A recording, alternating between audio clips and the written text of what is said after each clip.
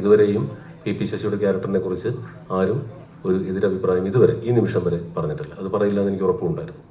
മണിയാശാന്റെ dialogue ഉണ്ട്, അത് എഴുതി കഴിയുന്ന സമയത്ത് തിരിച്ചെന്തെങ്കിലും പ്രത്യാഘാതങ്ങൾ ഉണ്ടാവുമോ എന്നൊക്കെ ഒരു ഇല്ല ഇല്ല ഇല്ല ആട് മണ്ണിൽ നമ്മൾ ഇതുപോലൊക്കെ തന്നെ പറഞ്ഞിട്ടുണ്ടല്ലോ.